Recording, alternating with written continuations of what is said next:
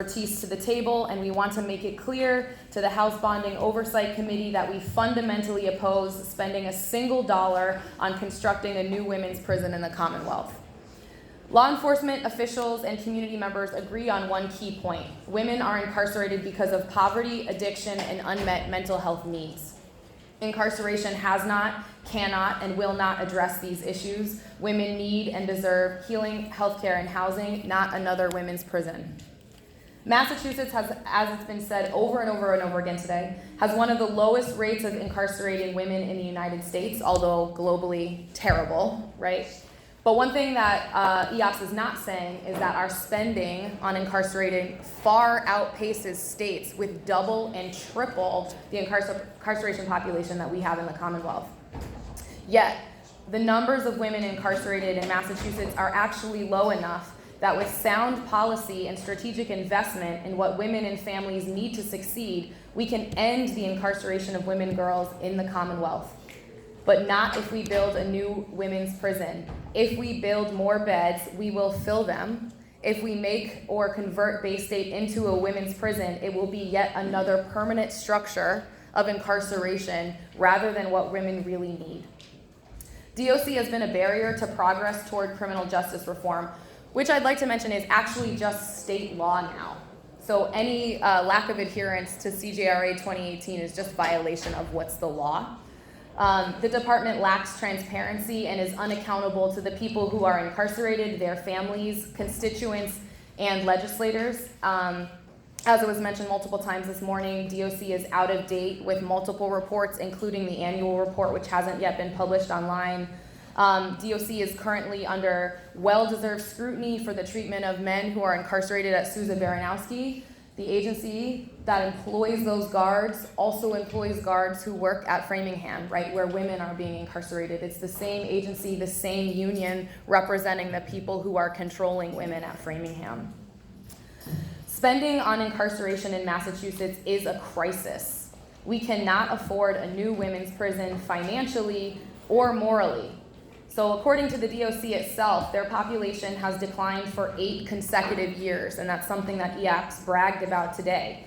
So just in between 2019 and 2020, the population has decreased yet again by more than 500 people. However, the governor is asking for an additional $70-something million in the DOC budget. The total budget would be $743.5 million. For every year that the number of people in the custody of DOC that has decreased, their budget has continued to balloon. At this point, we are approaching a cost of almost $100,000 per incarcerated person in the Commonwealth.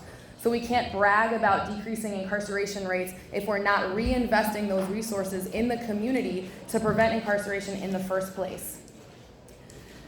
We are aware that conditions at Framingham are unlivable for women. We drafted legislation last year called the Dignity for Incarcerated Women Act to address women's most pressing needs. We wrote to them, they wrote back to us, rodents, mold, temperature issues. We've been raising these concerns about the structure of Framingham for years. We had a conversation with the Commissioner, Carol Michi, and then Superintendent Allison Hallett with Senator Brownsberger when he was considering filing the legislation, and the power plant was never mentioned.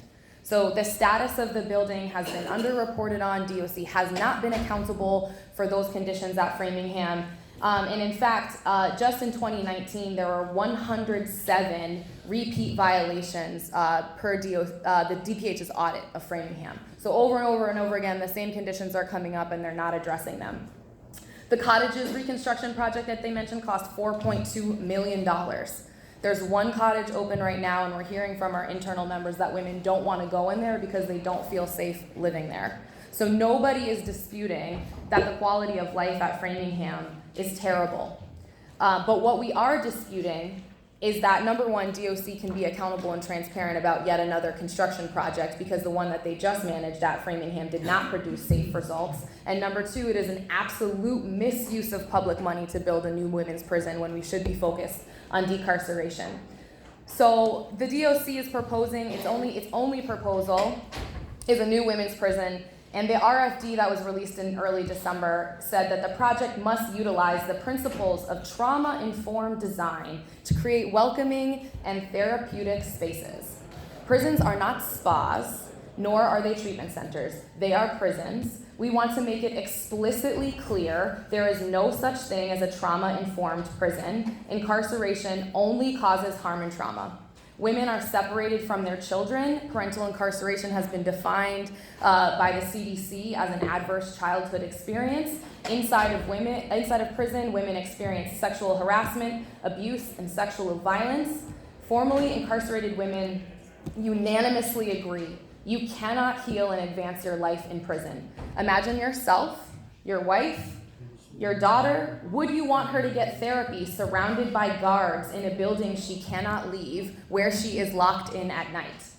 That is just simply not the way that responding to trauma and therapy cannot work, particularly under the supervision of the same guards that are tasing people and shooting beanbag guns at Susan Baranowski.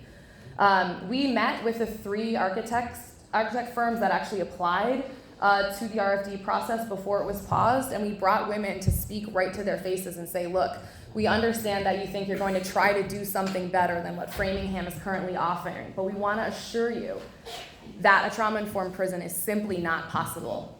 And we encourage you to pull your bid from this process and instead be focused on building structures in the community that women actually need, right, and that families are depending upon. So I'll wrap up by saying that the DOC is presenting a false dichotomy. According to the DOC, there are only 2 options: keep women at Framingham in deplorable conditions or build an astronomically expensive updated facility at Bay State. In fact, decarceration is doable and practical under current law, and it at a cost savings to the Commonwealth. And here's how it would work. First and foremost, there are still pretrial women being held at Framingham. There's a total of 215 women right now at Framingham. And the fact that our Executive Office of Public Safety and Security officials don't have their own numbers is belligerent at best, but you can find them on the internet. So pretrial women continue to be incarcerated at Framingham if we properly implemented pretrial release, if we were not setting on affordable bails, and if we actually addressed an even bigger policy issue, which is mandatory holds on probation violations. All of those women could go home. So there's a huge opportunity to release all women pretrial at Framingham specifically, which is what our conversation here is about. But you should also know that 70% of the women that are being held at South Bay are also there pretrial, which is an absolute travesty. They should be released on recognizance immediately and have other options for dealing with their violations of probation, which are predominantly technical issues. So what should we do for sentenced women? Well, we're very grateful that you already passed primary caretakers as part of the 2018 CJRA. So there's already a legal mechanism for mothers to have community-based alternative sentences, and community-based sentences have long been a practice in Massachusetts court through community corrections. So we do not believe that there is a single sentenced woman at Framingham that wouldn't benefit from coming home to a community-based program, which again is a practice that would require absolutely no change in law whatsoever. And let's talk about long-timers. It comes up over and over again that there are 54 lifers at Framingham. We have options for all of them and believe that all of them should go home. And as the secretary mentioned, they are aging women. Most of them are elderly, many of them are sick, and nearly all of them are survivors of sexual violence and domestic violence, which was a catalyst for their charge in the first place so many years ago. So these women have done decades of time, and they could be released immediately in 3 ways. First of all, clemency. Neither this governor nor the previous governor has released a single woman on clemency, and with your advocacy and support, we could bring these women home immediately. You've also recently strengthened compassionate release, also known as medical parole. We could be strong advocates for sick women to be able to come home and live the rest of their lives in dignity. And then parole is a serious issue in the Commonwealth, with some legislation this session is trying to address, right? We have extremely low parole rates, and women would have the opportunity for meaningful release and again to be positive and productive in their communities through these 3 methods. So there's a way to bring literally everyone who is in Framingham home right now without changing a single law and using processes that we already have. That would allow us to, instead of spending $50 million on a women's prison or even reconstruction at Framingham, to pause and see who we can release immediately, see who we can release in phases, and see how we can invest that money instead of into incarceration, into healing, housing, and healthcare. So when the secretary said that they explored all the alternatives, they absolutely didn't. They just explored building or reconstructing the prison and didn't properly invest in a decarceration plan, which is what we think they should study, as opposed to construction. So the choice is not between an old prison and a new prison. The choice is not between a worse prison and a better prison. The choice is simply between a prison and something better for women, their families, and our communities. We recently conducted a listening tour where Most Impacted Women interviewed 150 other most impacted women from the most incarcerated neighborhood in the Commonwealth, and not a single one of them that said a new women's prison or a better version of Framingham would solve any of our social problems. Formerly incarcerated women are the experts, and we have real solutions. Most impacted women are currently running housing programs, sober homes, therapeutic programs, cooperative businesses, and more. We know the way forward. We know what we need. All we need are the resources.